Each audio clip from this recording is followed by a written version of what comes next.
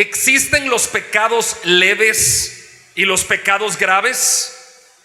Algunos creen que existen los pecados leves y los pecados graves. Algunos consideran que los pecados que ellos cometen son leves y los pecados que otros cometen son graves. Ese puede ser un grave error, porque hay creyentes que tienen su propia escala de pecados y piensan que lo que ellos hacen no es tan peligroso ni grave como lo que otros hacen. Lo que tenemos que comprender es que el pecado siempre será una falta delante de Dios. Y no importa el pecado que tú hayas cometido, Dios el pecado le llama pecado y no hay una opción diferente. Yo tengo aquí mi botella de agua que traigo todos los domingos. Si a esta botella de agua yo le pongo una gota nada más de agua del inodoro y se la pongo, y te aseguro que yo ya no me la tomo, porque toda se contamina. Con una gota de agua del inodoro ya la botella completa está contaminada. El pecado es así. No importa si tan pequeño es el pecado que hemos cometido, para Dios ya estamos contaminados a nivel general del cuerpo. No existe una escala de valores en el pecado. Delante de Dios, el pecado es pecado y contamina todo tu cuerpo. Esta es la prédica número 29 de la serie del Evangelio de Juan que estamos estudiando aquí en la Iglesia Bíblica de Guatemala. Y nos corresponde leer el pasaje de estudio que fue anunciado, Juan 7:53 al 8:11. Leamos. Cada uno se fue a su casa, y Jesús se fue al monte de los olivos, y por la mañana volvió al templo, y todo el pueblo vino a él, y sentado él les enseñaba.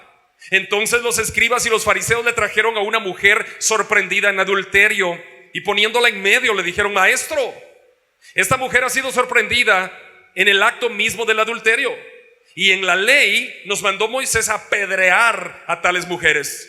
Tú pues, ¿qué dices? Mas esto decían tentándole para poder acusarle, pero Jesús, inclinado hacia el suelo, escribía en la tierra con el dedo. Y como insistieron en preguntarle, se enderezó y les dijo: el que de vosotros esté sin pecado, sea el primero en arrojar la piedra contra ella. E inclinándose de nuevo hacia el suelo, siguió escribiendo en tierra. Pero ellos, al oír esto, acusados por su conciencia, salían uno a uno, comenzando desde los más viejos hasta los postreros. Y quedó solo Jesús y la mujer que estaba en medio. Enderezándose Jesús y no viendo a nadie sino a la mujer, le dijo: Mujer, ¿dónde están los que te acusaban? ¿Ninguno te condenó? Ella dijo: Ninguno, Señor. Entonces Jesús le dijo: Ni yo te condeno. Vete y no peques más. Para comenzar con el estudio de hoy, hermanos, vamos al 7:53 y 8:1. ¿Qué dice ahí? En Juan 7:53 y 8:1 nos damos cuenta que cada uno se fue para su casa y Jesús se fue al monte de los olivos. Eso es lo que dice. Hermanos, la fiesta de los tabernáculos había terminado, pero Jesús no tenía casa en Jerusalén. Jesús vivía en Galilea, en el norte del país. Él no tenía casa en Jerusalén. Y como no tenía casa en Jerusalén, Jesús lo que hacía era irse al monte de los olivos. Y allá como que se recargaba de las fuerzas espirituales y físicas que él sentía la necesidad de una recarga. ¿Por qué? Porque en el monte de los olivos él podía orar a solas. Así que la gente se fue a su casa, y en el 8:1 dice: Jesús se fue al monte de los olivos. Jesús tenía esa costumbre de enseñar en el día y por la noche se iba al monte de los olivos. Vamos a ver Lucas 21:37. ¿Qué dice Lucas 21:37? Búscale en tu Biblia y dice: y enseñaba de día en el templo, y de noche saliendo se estaba en el monte que se llama de los olivos. Jesús iba de día al templo, enseñaba, y en la noche se iba al monte de los olivos a orar, a recostarse, a descansar. Sigamos nuestro pasaje, Juan 8:2. Y por la mañana volvió al templo, y todo el pueblo vino a él, y sentado les enseñaba. Hermanos, a pesar de la orden que había de los líderes y de los alguaciles de buscar a Jesús para capturarlo, a pesar de que la fiesta de los tabernáculos había terminado, Jesús subió al templo en la mañana. De nuevo subió al templo y una gran multitud entró de nuevo al templo y volvió otra vez a escuchar las enseñanzas de Jesús. 8:3-6, Juan 8:3-6, leamos. Entonces los escribas y los fariseos le trajeron una mujer sorprendida en adulterio y poniéndola en medio le dijeron: Maestro, esta mujer ha sido sorprendida en el acto mismo del adulterio, y en la ley nos mandó Moisés apedrear a tales mujeres. ¿Tú pues qué dices? Mas esto decían tentándole para acusarle. Hermanos, Jesús estaba enseñando en el templo y allí, entre toda la gente que se aglomeraba para escuchar las enseñanzas del maestro, un grupo de escribas y fariseos interrumpió la enseñanza de Jesucristo y entraron al templo. Imagínense que ahora mismo estamos nosotros aquí aprendiendo las escrituras y que entre un grupo de chicos ahí con una mujer semidesnuda y la ponen enfrente, porque eso fue lo que pasó. Jesús enseñaba en el templo y estos fariseos y escribas entraron con una mujer arrastrándola, sorprendida en el acto mismo del adulterio. Si estaba sorprendida en el acto mismo del adulterio, la mujer casi no tenía ropa, ¿no? Entonces la entran y se vuelve un alboroto en el templo. Para comprender, hermanos, quiénes eran esos escribas y fariseos, tenemos que ir a la historia bíblica. Los escribas era un grupo de profesionales que se dedicaba a copiar textos, a transcribir textos a mano sobre pieles o sobre el pergamino hecho con la madera. Ese era el grupo de los escribas, era alguien que se dedicaba a transcribir. Por esa razón el mundo estaba necesitando de los escribas, porque no toda la gente estaba alfabetizada, no todos sabían leer y escribir. Ese grupo selecto de judíos eran los escribas. Y los fariseos era un partido político, una secta judía que surgió en el año 150 antes de Cristo, que promovía la idea de la pureza sacerdotal y promovía la idea de la resurrección de las almas de los muertos, y enseñaba más allá de los mandamientos de la ley escrita. También decían que Moisés había trasladado leyes orales. Y los fariseos era un grupo político, una secta, porque no era apegada a la ley verdadera, sino que era una secta. Pablo era de los fariseos. No todos los escribas eran fariseos, pero sí la mayoría de fariseos eran escribas, porque no le gustaba al fariseo que alguien más transcribiera lo que decían, sino que ellos mismos aprendieron a escribir para transcribir, y por eso eran los escribas y fariseos. Surge entonces la pregunta, hermanos: si ambos grupos, escribas y fariseos, estaban tan interesados en la ley, ¿por qué entonces interrumpieron a Jesús? Jesús estaba enseñando en el templo y estaba enseñando de la ley, y ellos lo interrumpen delante de esa multitud. Esos grupos no estaban interesados en cumplir la ley. Los grupos estaban interesados en satisfacer sus propios negocios, los negocios que se hacían en el templo. Hermanos, ¿ustedes creen que en el templo no se hacían negocios? Se hacían negocios antes en el templo. Hoy mismo hay muchos templos en donde se siguen haciendo negocios. Lamentablemente hay muchos templos donde se siguen haciendo negocios. Voy a abrir un paréntesis. ¿Cómo son los negocios de hoy en los templos? Así. ¿Cuántos caben aquí? Aquí caben 10,000. Ok, 10,000, perfecto. Hagamos un combo de artistas. Traigamos a fulano de tal, ese metería unas 3,000 personas. Traigamos al otro sutano, por este vendrían unas 1,000. Traigamos a aquel que se baja el pantalón a media nalga y que salta así, que es reggaetonero de allá del Caribe, ese metería otras 1,500. Traigamos, etcétera. Hacen un combo de cantantes, y cuando dicen, con eso llenamos los 10,000 asientos, pongamos las entradas a la venta, ponen las entradas a la venta. Vamos a cobrar 400 quetzales por entrada, $50. Perfecto.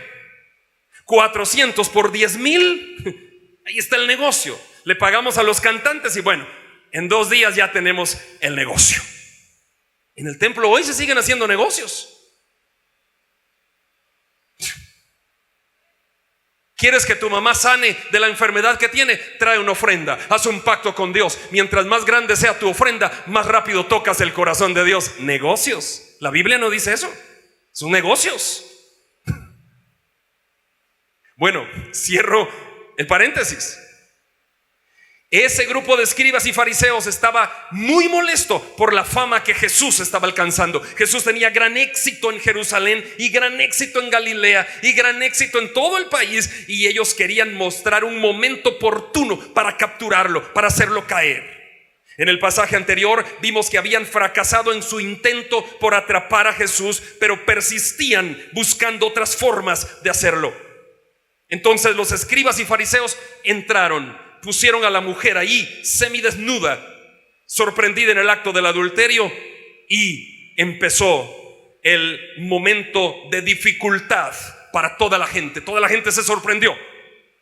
Si la mujer había sido sorprendida en adulterio, quizá, como les dije hace un ratito, estaba sin mucha ropa. Quizá la trajeron envuelta en una sábana del autohotel, qué sé yo cómo la trajeron, no sé. Cuando llegaron la pusieron en medio donde Jesús enseñaba. Y como si se tratara de un espectáculo público, interrumpieron el mensaje y la ponen ahí. Otra pausa. Siempre les he dicho yo a ustedes y a los servidores que si un día algún endemoniado sale de ahí de las sillas y viene aquí, no me lo traigan adelante. Este no es el lugar de los demonios. Yo les he dicho, si algún endemoniado se manifiesta aquí, lo sacan y allá afuera lo llevan. El lugar de Satanás es afuera del templo, no en el templo. Aquí en el templo se respeta. Porque muchos lo que hacen es que traigan al endemoniado aquí. No, señor, este no es el lugar para Satanás. Satanás está afuera. Este es el lugar de Cristo. Cristo venció en la cruz. Aquí estamos los vencedores. Amén. Y si tú eres cristiano, no puedes estar endemoniado. No vas a tener temor por eso. Hay cristianos que andan ahí, pastor, y si estoy endemoniado, es que fíjese que no se me quita el dolor de cabeza, es que fíjese que no se me quita tal cosa, es que fíjese que todo lo que pongo me sale mal. Pongo un circo y me crecen los enanos. Si tú tienes a Cristo en el corazón, la Biblia dice que el Espíritu Santo está dentro de ti, y donde mora el Espíritu Santo no puede morar Satanás. No, señores, el cristiano no puede estar endemoniado nunca. Si alguien está endemoniado, no es cristiano. Y el cristiano puede estar atacado por demonios, eso sí, demonizado, o sea, atacado por demonios, pero no poseído. Gloria a Dios. El que nos posee es el bendito Espíritu Santo de Dios Todopoderoso. Gloria a Dios. Amén. Regresemos después de la pausa. Los chicos vinieron y trajeron a la mujer y dijeron: en la ley Moisés nos mandó a apedrear a tales mujeres. Tú pues, ¿qué dices? Querían tentar a Jesús, querían encontrar el momento para hacerlo caer. Hermanos, era contradictorio. Esos escribas y fariseos tenían su propio tribunal para juzgar a las personas, pero ellos no llevaron a su tribunal. Ellos trajeron aquí porque querían ver qué decía este chico llamado Jesús. En realidad estaban obligando a Jesús a elegir entre la misericordia o el juicio. Jesús siempre había mostrado misericordia, pero ellos querían, vamos a ver, llevémosle a esta mujer en el adulterio y vamos a ver qué dice Jesús. Si le muestra misericordia, está en contra de la ley, merece la pena de muerte. Si le muestra juicio y no que tanta su gracia y su misericordia, pues. Entonces lo que querían era obligar a que Jesús cayera en la trampa. Así que ellos esperaban que Jesús mostrara a la mujer adúltera la misma misericordia que había caracterizado a Jesús por todo su ministerio público. Desde el punto de vista teológico, Jesús tenía un grave problema, hermanos. Jesús tenía un problema con esos fariseos y escribas, porque si condenaba a la mujer, ¿dónde quedaría su gracia que perdona? Y si perdonaba a la mujer, ¿dónde quedaría el respeto por la ley de Moisés? Acuérdense, Jesús estaba viviendo bajo la ley. La ley termina en el momento que Jesús es ascendido al cielo. Empieza el momento de la gracia. Pero Jesús estaba en el momento de la ley. La ley de Dios decía explícitamente en Éxodo 23:7 que Dios no justificaría al impío. Por lo tanto, si esa mujer era impía, los fariseos y escribas decían: vamos a ver si este que dice que es Dios, háganme el favor, dice que es Dios. Vamos a ver entonces si la juzga. La trampa, hermanos, que los fariseos y escribas le presentaron a Jesús era una trampa difícil. ¿Qué haría Jesús? ¿Utilizaría la gracia o el juicio? Vamos a ver qué hizo Jesús. Pasaje de estudio, Juan 8:6. Pero Jesús, inclinado hacia el suelo, escribía en la tierra con el dedo. Jesús no les prestó atención a devolver una respuesta que ellos querían. ¡Hey! En la ley de Moisés dice que hay que apedrear a tales mujeres. ¿Qué dices tú? Jesús se les queda viendo y no dice nada. Se inclina y empieza a escribir. No responden. La primera reacción de Jesús fue el silencio. ¿Saben cuál es la primera reacción de muchos de nosotros? Una habladuría que no, hasta por los codos nos salen las... Entonces nadie sabe qué estamos haciendo. Hermana fulana de tal, ¿es cierto que usted estaba haciendo esto y esto y esto? Ay, no, hermano, es que mira, hermano, es que lo que pasa, hermano, es que los hermanos de la iglesia... ¡Cállate! Relájate. Silencio, espera. El que muchas palabras dice peca, dice la Biblia. En las muchas palabras no falta el pecado, pero el que refrena sus labios es sabio. No hables demasiado, hermano. El que mucho habla peca. Ya no sabe ni qué decir, ni qué cuento meter. El que habla poco piensa. Ok. Esta es la única vez en el Nuevo Testamento que menciona las Escrituras que Jesús escribió algo. La pregunta que ha surgido por años en los teólogos es: ¿qué escribía Jesús? Las teorías son muy variadas. Algunos piensan que Jesús estaba escribiendo los pecados de los escribas y los fariseos. Otros dicen que simplemente estaba perdiendo el tiempo como para esperar la reacción de ellos a su misma pregunta. ¿Sabes? Tú sabes, ¿no? Yo estudié comunicación, soy profesor de comunicación, trabajo como maestro, ¿no? De comunicación. Y entonces, ¿qué enseñamos los comunicadores cuando nos toca entrenar a personas que son políticas o profesionales del comercio, de la industria, lo que sea? Lo que enseñamos es que cuando haya una pregunta difícil que te plantean, que te formulan, tienes que pensar bien en la pregunta que te están diciendo y extraer de ahí una repregunta para esa persona. Para no caer en la trampa de responder, tienes que empezar. ¿Cómo hago una repregunta acá? Pero muy ágil de mente, muy rápido. Y entonces planteas la repregunta y tú quedas tranquilo. Y al final esa misma persona que te está entrevistando es la que tiene que irse respondiendo. Tú no respondes. Jesús, excelente maestro en todo sentido. Juan 8:7. Y como insistieran en preguntarle, como Jesús seguía escribiendo, y entonces los fariseos y escribas insistían en preguntarle, él se enderezó y les dijo: el que de vosotros esté sin pecado, sea el primero en arrojar la piedra contra ella. Miren la respuesta que les dio. Ellos no querían saber eso. ¿Qué está haciendo Jesús? Está volviéndoles a ellos la atención. Porque miren, presten atención, Jesús estaba aquí enseñando. Entran los chicos con una mujer semidesnuda y le dicen: Señor, en la ley Moisés nos mandó a apedrear a tales mujeres. ¿Qué dices tú? La multitud en ese momento empezó a ver a Jesús, a ver qué contestaba Jesús, qué decía él. Jesús quiere quitar la atención de él y volvérsela a pasar a ellos. Entonces Jesús escribe, hace silencio, y como le insistían: Jesús, a ver, ¿qué dices tú? Entonces él se incorpora de nuevo y dice: el que de ustedes esté libre de pecado, tírele la primera piedra, pues. Entonces la atención ya no se puso sobre Jesús, la atención de la multitud se puso sobre esos chicos, fariseos y escribas, porque la multitud ya empezó a ver quién agarra la primera piedra.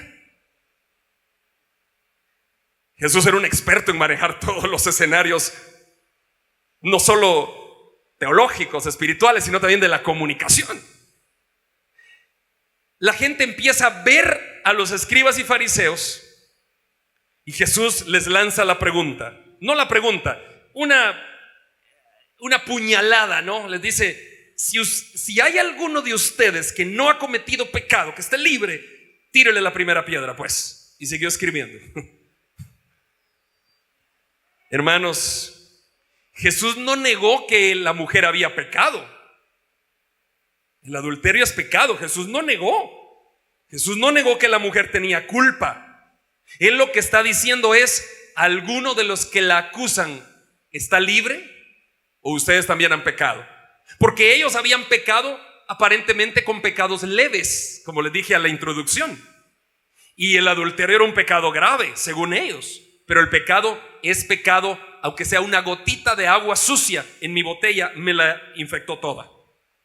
El pecado es pecado. Juan 8:8. E inclinándose de nuevo hacia el suelo, siguió escribiendo en tierra. El Señor dejó al descubierto que los escribas y fariseos, a pesar de ser maestros de la ley, los líderes judíos, los líderes del templo, también eran pecadores. Y ya no les hizo caso, sino que volvió a inclinarse a tierra para seguir escribiendo. Juan 8:9. Pero ellos, al oír esto, acusados por su conciencia, salían uno a uno, comenzando desde los más viejos hasta los más jóvenes, y quedó solo Jesús y la mujer que estaba en medio. Hermanos, Jesús ni siquiera les prestó atención con la mirada. Él les dice, si alguno está libre de pecado, tírele la primera piedra a esta chica. Y él siguió escribiendo. Y cuando Jesús siguió escribiendo, los líderes más viejos de la Torá empezaron a abandonar y salían otros avergonzados, y la gente en el templo estaba allí viendo a la expectativa. Todos se fueron, desde los más viejos hasta los más jóvenes. La multitud estaba ahí completamente paralizada, viendo qué iba a hacer Cristo. Y Cristo queda solo en la escena frente a la mujer semidesnuda, envuelta en esa sábana del autotel. Y la mujer, me imagino yo, inclinada en tierra, sin levantar la vista hacia el maestro. La mujer estaba convencida de su pecado y avergonzada. Cristo no la incrimina ahí en público. El silencio de Cristo convenció de pecado a los que la acusaban. El texto dice que empezaron a salir unos y otros hasta que todos se fueron. La conciencia no les dejó en paz. Quizá hoy tú estás sentado aquí en las sillas de la iglesia, o estás viendo a través de la televisión, escuchando por la radio, redes sociales, y la conciencia no te deja en paz. Sabes que has pecado, y sabes que aún estando en pecado, has hablado de otra persona, de otro hermano tuyo, que quizá cometió un pecado público más fuerte. Y tú has hablado mal de ese otro hermano, y tú en el interior sabes que has pecado. ¿Quién te redarguye? Tu conciencia. Tu conciencia. Y el Espíritu Santo trabajando en tu corazón. Yo no sé cómo estás tú sentado aquí, pero nuestra conciencia nos acusa. Nos hace sentir culpables cuando somos culpables, sabiendo que delante de Dios quizá hemos fallado. Tú puedes esconder tu fallo delante de tu esposa. Tú puedes esconder tu fallo delante de tus padres, delante de los hermanos de la iglesia, y venir a predicar, venir a cantar, venir a poner sillas, venir a estacionar carros, venir a dar clases a los chicos de escuela dominical. Tú puedes esconder tu pecado, pero tu conciencia no te deja. Terminemos nuestro estudio. Juan 8, 10 y 11. Enderezándose Jesús y no viendo a nadie sino a la mujer, le dijo: mujer, ¿dónde están los que te acusaban? ¿Ninguno te condenó? Ella le dijo: ninguno, Señor. Entonces Jesús le dijo: ni yo te condeno. vete y no peques más. Wow. ¿Qué hace Jesús hoy? Hoy es el tiempo de la gracia. Y en el tiempo de la gracia Jesús no viene a condenar, Jesús viene a perdonar. Llegará un momento en la historia de la humanidad en que Cristo venga por su iglesia en su segunda venida, y allí termina el momento de la gracia, y de ahí para adelante no habrá más gracia. Buscarán al Señor y no le encontrarán. Pero hoy estás en un momento de gracia. ¿Has pecado? Yo siempre he dicho, si los hermanos de multimedia pusieran aquí en la pantalla los pecados de todos nosotros y nos juntáramos una tarde a ver, yo ya no vendría a predicar el otro domingo. Tendría tanta vergüenza de que ustedes vean mis pecados aquí, porque si alguien ha pecado aquí soy yo. Pero gracias a Dios que su gracia me perdona, y su gracia me alcanzó y me perdonó. Y me dice las palabras que Jesús le dijo a esa mujer: vete y no peques más. La clave de la vida cristiana es encontrarte con Jesús, pedirle perdón por tus pecados y no pecar más en esa circunstancia. Alejarte del pecado y vivir en santidad. Qué maravilla de texto, hermanos. Jesús no le dijo: yo te condeno. No, Jesús le dijo: ni yo te condeno. Ni yo, que no he cometido pecado, le dijo Cristo, yo no te condeno. ¿Por qué los fariseos y los escribas salieron uno a uno? ¿Saben por qué? Porque su conciencia no los dejó en paz. El Espíritu Santo les redarguyó y tuvieron que salir porque se dieron cuenta que ellos eran pecadores. Tú tienes que tomar una decisión en la vida. Tú no puedes encontrarte con el mensaje de Cristo y seguir igual. Si te encuentras con el mensaje de Cristo, tienes que decidir: ¿sigo en pecado o me convierto a Cristo? La respuesta está en ti. Se cuenta la historia de un sabio que dice que era un sabio, el más sabio del pueblo, que adivinaba todo. Era un sabio extraordinario. Y un día dos jovencitos de 13 años dijeron: vamos a hacer caer a este sabio. Hoy sí va a caer. ¿Pero cómo? No, tranquilo, yo tengo el truco. ¿Y cuál es? Vamos a traer un pajarito y lo llevamos vivo en la mano, ¿no? Agarramos un pajarito, lo llevamos vivo y ponemos el pajarito atrás y le preguntamos al sabio si el pajarito está vivo o está muerto. Si el sabio dice está vivo, lo matamos y le decimos fallaste. Y si el sabio dice está muerto, abrimos la mano y el pajarito volará, falló. Ok, dijo el otro chico, vamos a hacer caer al sabio. Y fueron a buscar un pajarito, lo encontraron, lo capturaron y trajeron al pajarito. Y uno de los dos chicos picarazos se puso el pajarito en la mano aquí atrás. Oh, buen sabio, le dijeron, sabemos que tú nunca fallas, siempre dices la verdad. Dinos una cosa, buen señor, ¿el pajarito que traemos aquí en la mano está vivo o está muerto? El sabio se les queda viendo y les dice: chicos, la respuesta en sus manos está. Ellos decidían qué hacer. La respuesta no estaba en el sabio, estaba en las manos de los chicos. La respuesta de seguir a Cristo en tus manos está.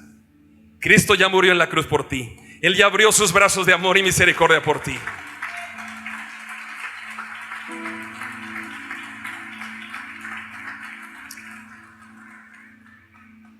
Así que la respuesta está en ti. Él ya te llamó. Por eso estás aquí en la iglesia. No, es que yo vine porque hoy mi hija, usted que quería venir, es que el cumpleaños de... No. Tú no estás aquí por tu hija, tú estás aquí porque el Señor te trajo aquí. Por eso estás aquí. Que Él usó a tu hija y la fiesta de cumpleaños, sí, pero estás aquí porque el Señor quería que estuvieras aquí. ¿Y por qué quería? Porque quería que escucharas el Evangelio. Pero si lo escucho todos los días, pastor, todos los domingos, claro. Pero quizá como los fariseos y escribas, acusamos a los demás de pecado y nosotros no hemos visto, y en nuestra propia conciencia sabemos que hemos fallado. ¿Habrá alguien que quiera aceptar a Jesús en esta hora? Acércate a Dios y Él se acercará a ti. Te invitamos a conectarte con la palabra de Dios todos los días, a través de este canal, en esta red social. Si vives en Guatemala, te esperamos en nuestras reuniones semanales. Iglesia Bíblica de Guatemala. Predicamos la verdad de las Escrituras.